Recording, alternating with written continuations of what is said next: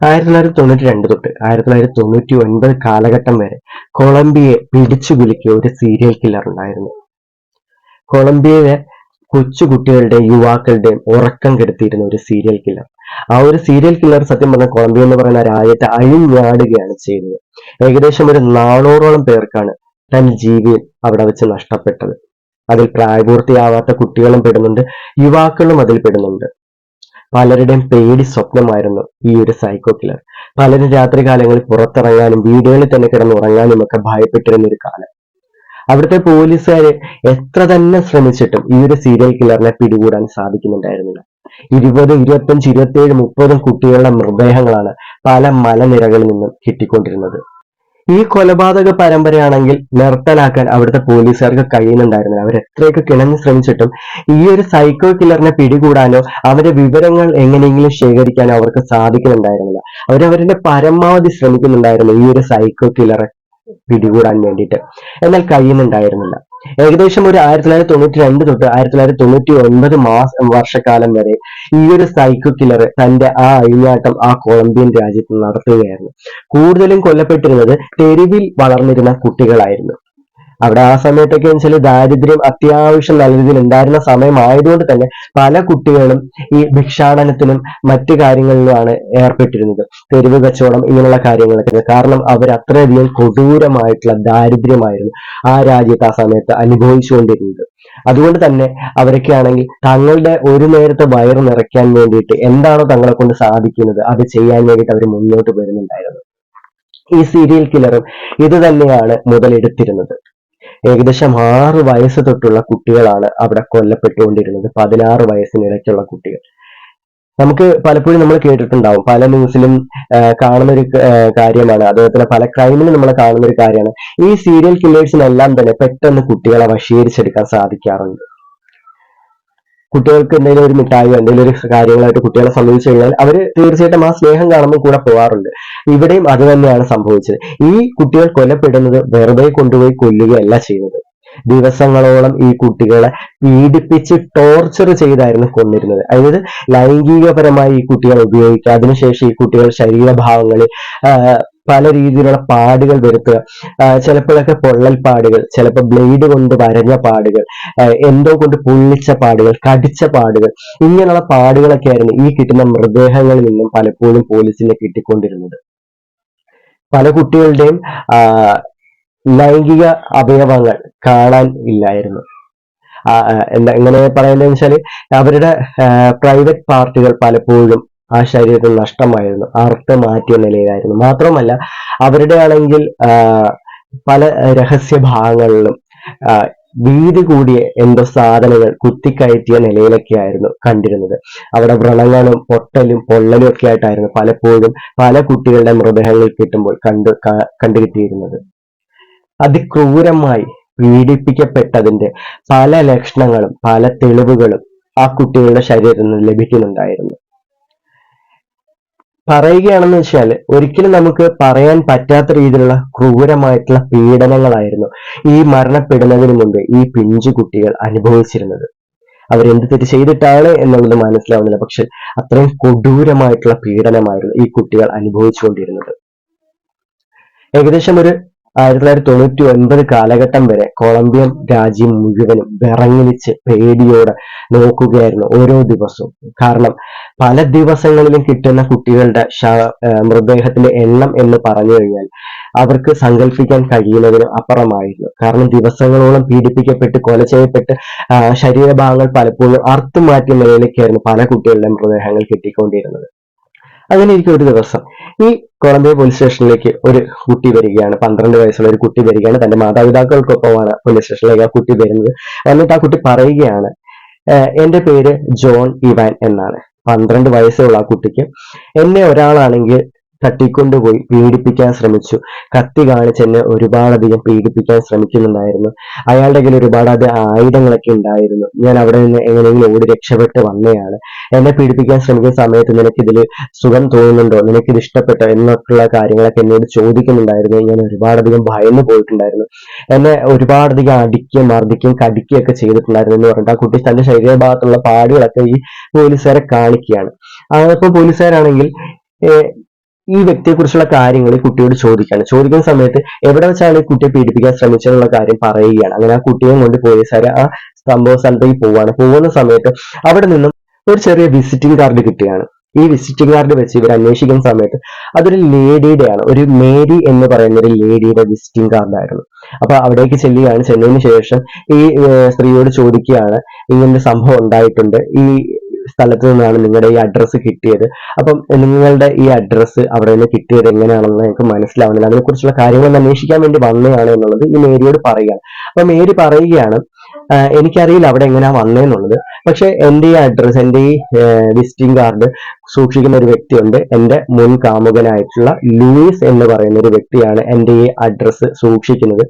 അവനാണ് ഇത് പലർക്കും കൊടുക്കാൻ വേണ്ടിയിട്ട് അടുപ്പിച്ചത്. പക്ഷെ എനിക്ക് ഇതിനകത്ത് യാതൊരു പങ്കുമില്ല. അവനാണെങ്കിൽ എന്റെ ഈ അഡ്രസ്സ് പലർക്കും കൊടുത്ത് അവന്റേതായിട്ടുള്ള കുറച്ച് ആവശ്യങ്ങൾ അവൻ നേടാൻ വേണ്ടിയിട്ടായിരുന്നു ഈ വിസിറ്റിംഗ് കാർഡ് അടുപ്പിച്ചത്. അവൻ ഇവിടെ ആണെങ്കിൽ വാടകയ്ക്ക് താമസിച്ചുകൊണ്ടിരുന്നായിരുന്നു മുൻപ്, ഇപ്പൊ ഇവിടെ അല്ല താമസിക്കുന്നുള്ള കാര്യങ്ങളൊക്കെ പറയാണ്. അപ്പൊ ഈ ലൂയിസിന്റെ കാര്യങ്ങൾ, ലൂയിസിനെ കുറിച്ചുള്ള ഡീറ്റെയിൽ ആയിട്ടുള്ള കാര്യങ്ങളൊക്കെ ഈ പോലീസുകാർ മേരിയോട് തിരക്കാണ്. അങ്ങനെ മേരി അതിനെ കുറിച്ചുള്ള കാര്യങ്ങളൊക്കെ പറഞ്ഞു കൊടുക്കുകയും ചെയ്യുന്നുണ്ട്. അങ്ങനെ ഈ ലൂയിസിനെ കുറിച്ചുള്ള കാര്യങ്ങൾ അന്വേഷിക്കുന്ന സമയത്താണ് മനസ്സിലാവുന്നത് ഈ ലൂയിസ് എന്ന് പറയുന്നത് സത്യത്തിൽ ഒരു മനോരോഗിയാണ്. ഒരുപാട് തവണ മനോരോഗ കേന്ദ്രത്തിൽ ചികിത്സ തേടിയിട്ടുള്ളതും താൻ തന്നെ ഉപദ്രവിക്കുകയും അതുപോലെ തന്നെ ആത്മഹത്യക്കൊക്കെ പലതവണ ശ്രമിച്ചിട്ടുള്ള ഒരു വ്യക്തിയായിരുന്നു ഈ ലൂയിസ് എന്ന് പറയുന്നത്.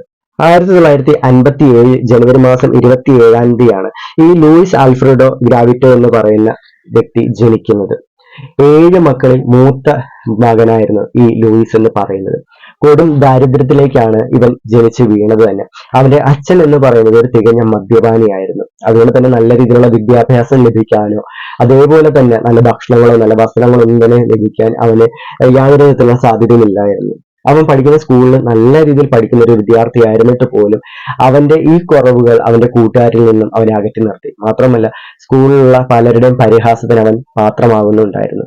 സ്കൂളിൽ തന്നെ പലരും ഇവനെ മാനസികമായിട്ടും ശാരീരികമായിട്ട് പീഡിപ്പിക്കുകയൊക്കെ ചെയ്യുന്നുണ്ടായിരുന്നു. ഇതിപ്പോ വീട്ടിൽ എന്ന് പറയുമ്പോൾ അതൊക്കെ സ്വാഭാവികമാണ്, നീ ഇതൊന്നും ശ്രദ്ധിക്കാൻ പോകണ്ട എന്നുള്ള രീതിയിലുള്ള കാര്യങ്ങളൊക്കെ ആയിരുന്നു ഇവന്റെ പിതാവ് പറഞ്ഞിരുന്നത്. ഇവന് മറ്റാരോടും ഇത് ഷെയർ ചെയ്യാനൊന്നും പറ്റുന്നില്ലായിരുന്നു. കാരണം അത്രയ്ക്കും അവന്റെ ഉള്ളിൽ തട്ടുന്ന രീതിയിലുള്ള കാര്യങ്ങളായിരുന്നു അവന് സംഭവിച്ചിട്ടുള്ളത്. ഈ കാര്യങ്ങൾ സംഭവിക്കുന്ന സമയത്ത് അവന് വെറും 11 വയസ്സ് മാത്രമേ ഉള്ളായിരുന്നു പ്രായം.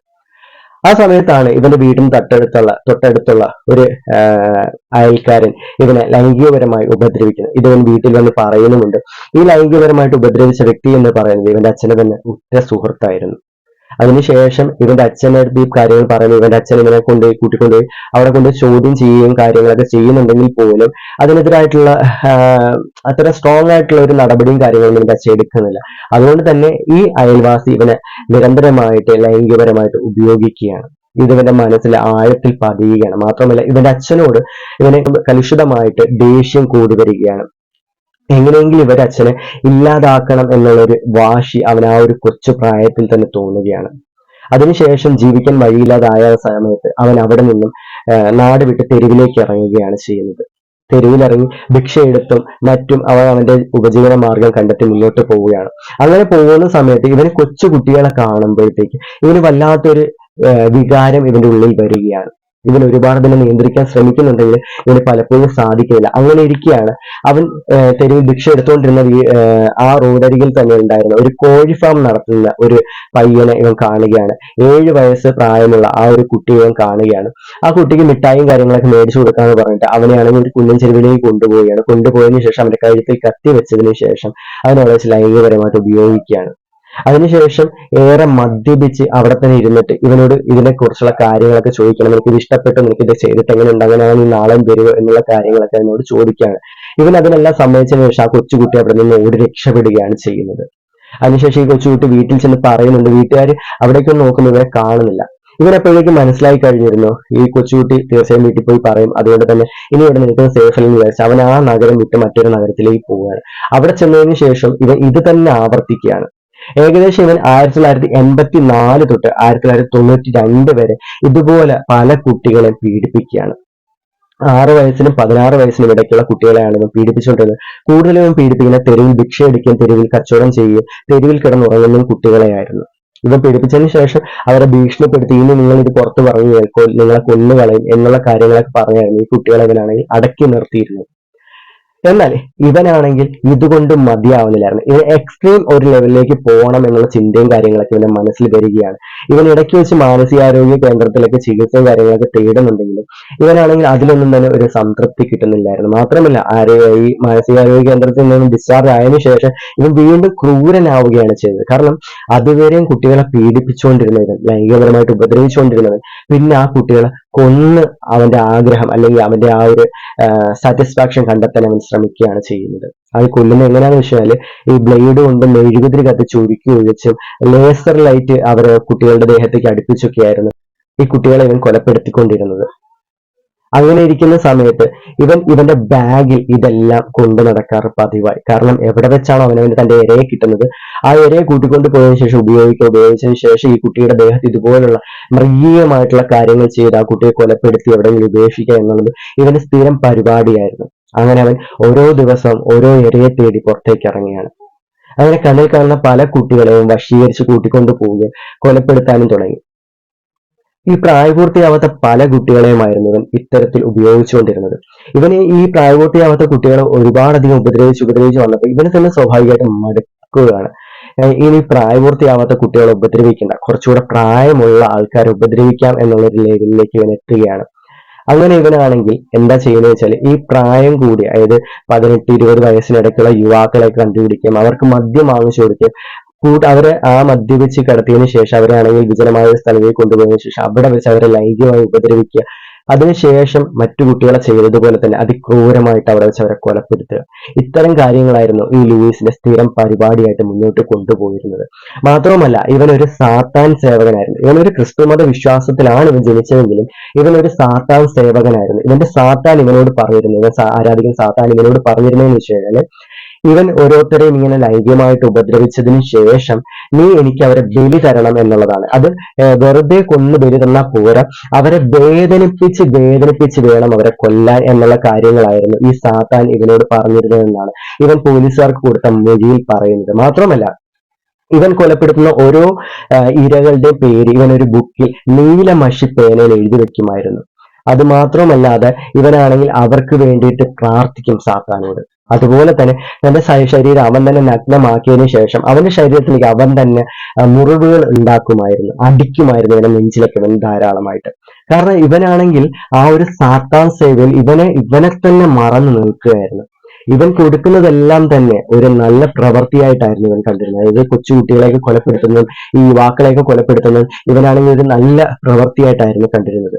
1986 ഡിസംബറിൽ ഒരു ബൊറോക്കട്ട റെസ്റ്റോറന്റിൽ വെച്ച് സ്വന്തം അമ്മയും മറ്റു പലരെയും കൊലപ്പെടുത്തിയ വിയറ്റ്നാം വിമുക്ത ഭടനും ആഭ്യന്തര ഭീകരനുമായ കബോ ഏലിയാസിനോട് ലൂയിസിന് ഒരു ആരാധന തോന്നുന്നത്.